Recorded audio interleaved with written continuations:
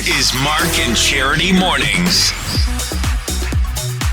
It's Friday, November 5th, Mark and Charity Morning Coffee Podcast. Belleville, Ontario, Canada. It's Friday. Do you still have the song clip? Can we play some of the song clip, or did you tape over it already? Taped over it already. Did you? Okay. Which one? Share Because we had Cher, if yeah. we could turn back time this morning, as our Friday sing-along song is introduced by Ted. Thank you to Ted, who texted in this morning and also wanted to hear that. So we thought it was right that the two go hand in hand. And one of the reasons why we do this podcast is sort of the format of the podcast is to give you sort of a look behind the scenes on what we do. I want you to know that I actually texted Charity at 10 to 4 this morning. I heard that the phone go off, which was... If I should turn back time. That should probably concern your husband, too. Who's texting he knows. You know, what's Mark want now?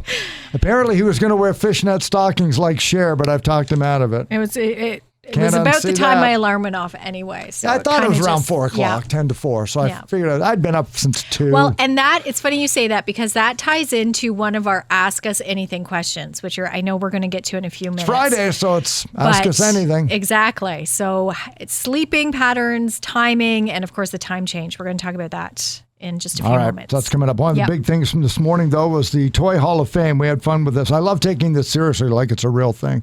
Like, people get upset if their toys. I get upset when you start talking about it. I was appalled. They had the 12 finalists in there. 3 made it in. I don't think it's 3 every year, but some years only 1 goes in, some years 5, but 3 went in. So and going I am in disgusted with 2 of these. Sand is going in. Why is that in there already? And what that display would look like. I'm picturing a glass case with just a pile of sand. Pile of sand. And it's like, look at you. Exactly. Congratulations. With a plaque underneath, like on a pillar with a plaque. I need to go to this Hall of Fame and see how they've got it set up. I don't think it's the same as going to the Rock and Roll Hall of Fame and standing in front of a jacket Mick Jagger wore. Because that's what impressive. I'm picturing, yes. There's some sand. Sand went in. The board game, the strategy board game, Risk. Not an awful choice, but I think there's others that could have gone ahead of it. Battleship was on the nomination and didn't get in. Battleship doesn't get in. And Risk did. I kind of agree with you now that perhaps Battleship should have got in over Risk. American Girl dolls. And this is where I get angry. And this is the hill you want to die on. I don't know if I want to go that far, but it irritates me because, again, when you look at what didn't make it in, like a fire engine, Cabbage Patch little Kids toy didn't fire get engine, in. and the Cabbage Patch Kids dolls. How that is not in there already? Because, and we talked about this a little bit, because you asked the question, do you think it's because the craze for them is over? But I think it's because of the craze it created. Okay. Yep. That they deserve to be in there. I wonder if some of this is like a longevity thing with the people who vote on this stuff. American Girls, really? I don't even know what American Girl dolls is. I don't even know. And that right there, a toy should be, or anything, if you're going to put it in a Hall of Fame, should stand the test of time. And I don't care what. Recognized by everybody. Exactly. Yep. And no matter what generation you are familiar with a Cabbage Patch doll. You're familiar with sand. You're familiar with a red fire truck.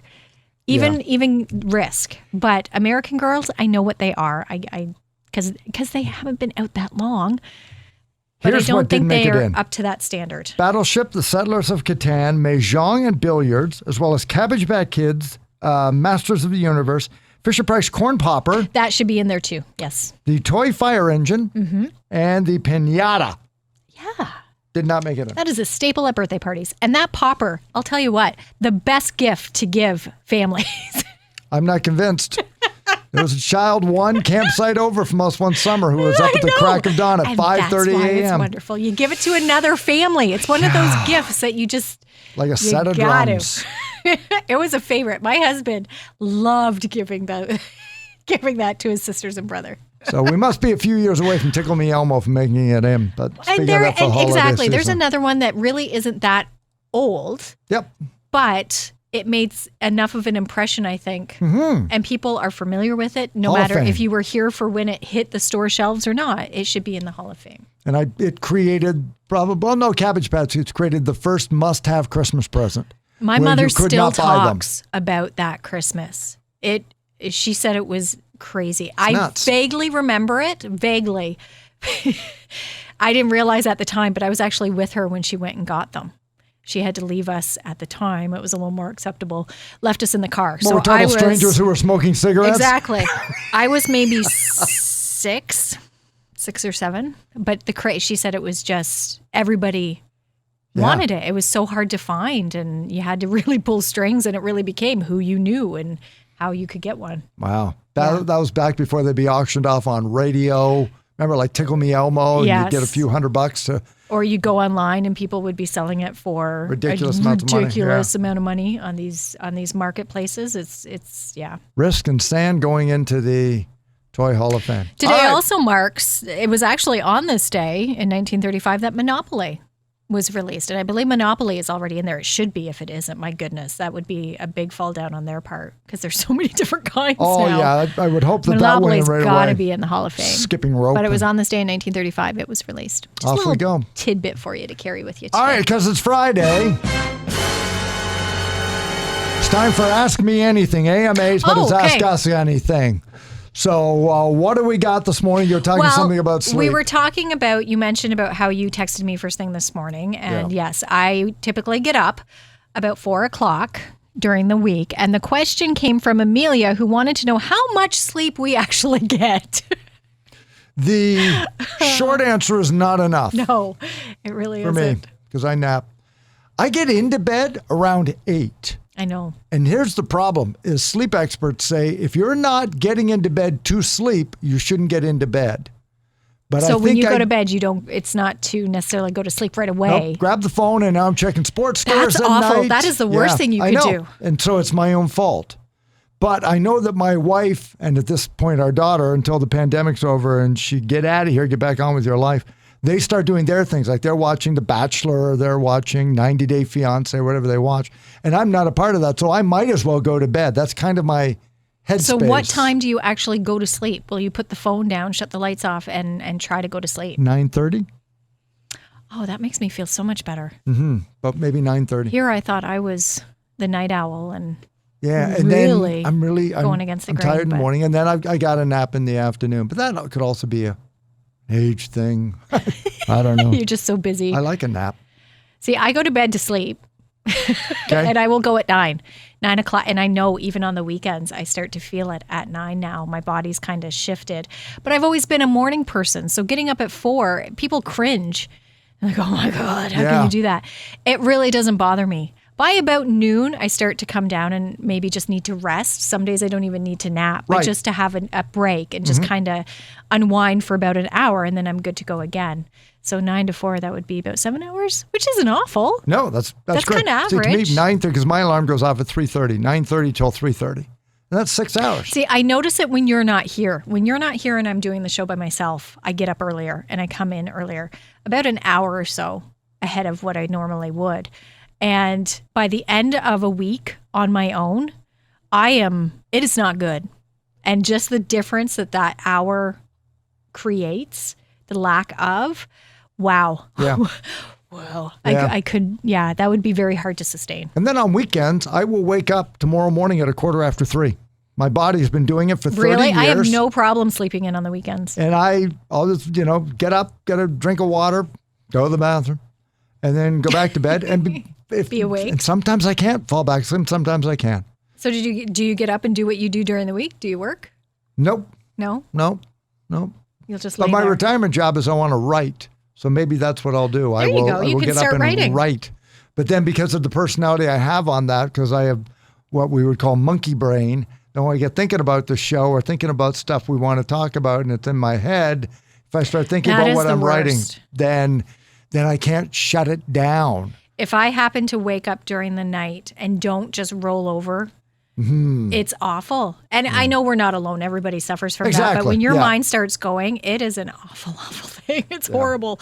And on Sunday, we get an extra hour even. So, oh my gosh, a 25-hour day. Yeah, it'll be nice. I'm really looking forward to Sunday having that extra hour. So my advice to, and I know you're not asking for advice, Amelia, but thank you for the question. We appreciate that, is if you're thinking of getting into radio or something like that and you always want a morning show, get ready for it. It changes your life.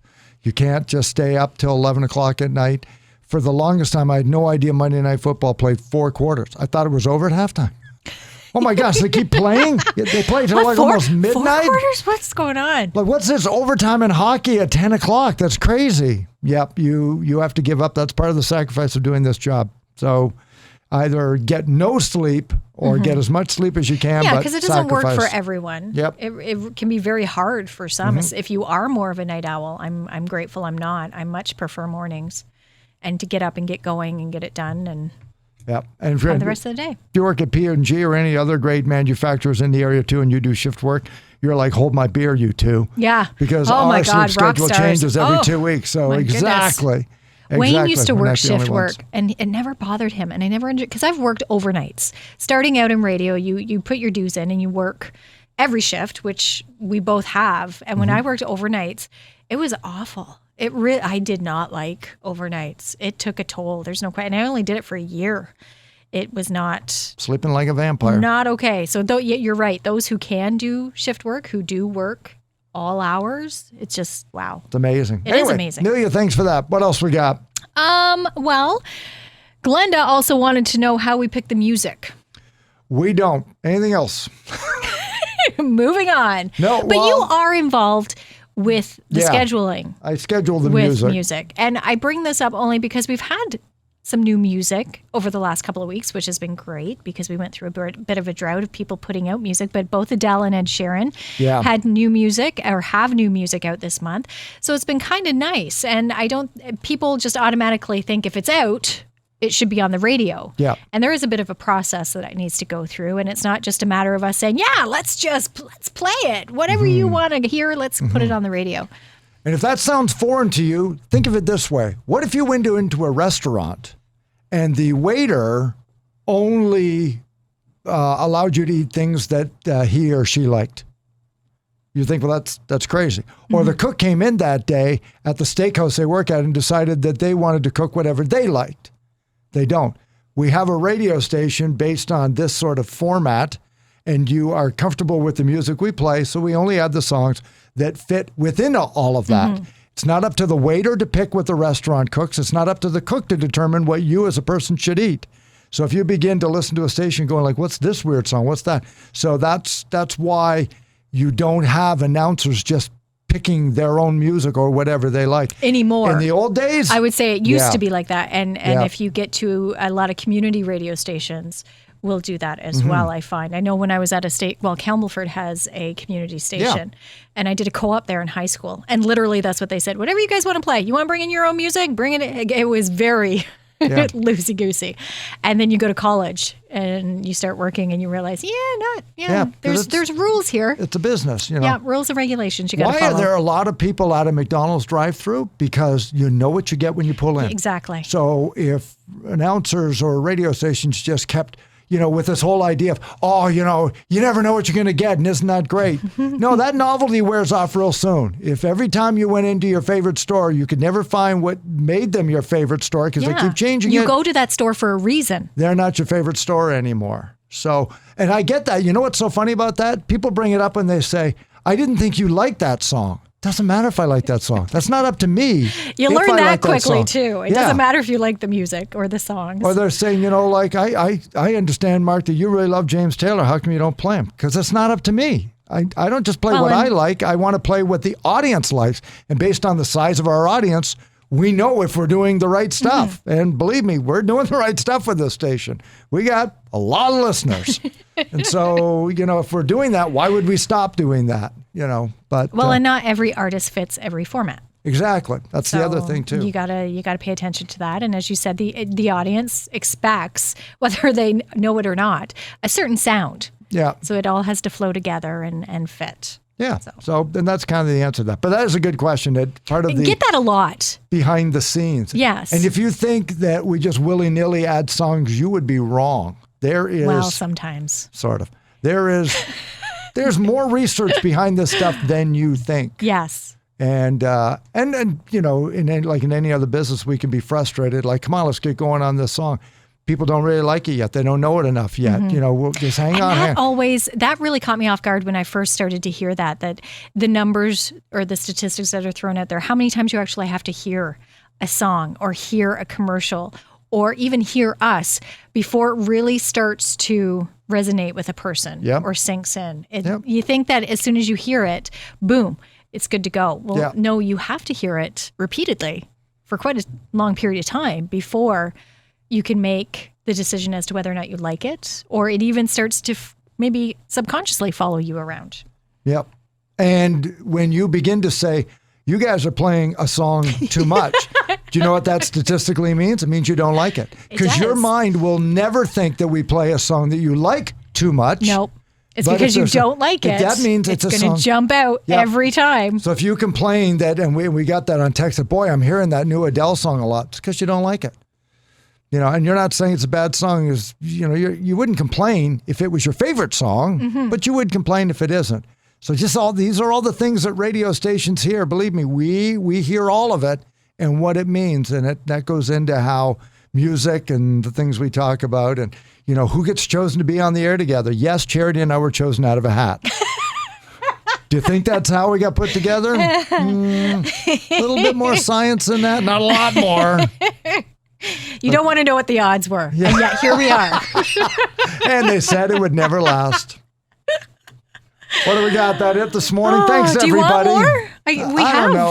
If there's anything you want to know, reach out to us. You can text it, 613-962-0955. Send us a message, email, check out our Facebook page, message us. We would love to hear from you. Yep. And happy to answer any questions. We get lots of texts in the morning show, and if you've listened, we read them live. Yep. We don't That's care. how we found Ted. That's how we found Ted this morning. Patty Lynn Davis, at least 3 or 4 times a morning we hear from Patty. We would send a rescue squad if we didn't hear from her for a couple of days. We really Randy would. checked in. So become a favorite, 613-962-0955. Text us anytime. Enjoy your extra hour this weekend. Oh, I will. Everybody, it's the Mark and Charity Coffee Podcast, 15 minutes out of your day, wherever you get your favorite podcasts, on Spotify, Apple Podcasts, and on our social media sites. For Friday, November the 5th, talk to you Monday, Standard Time.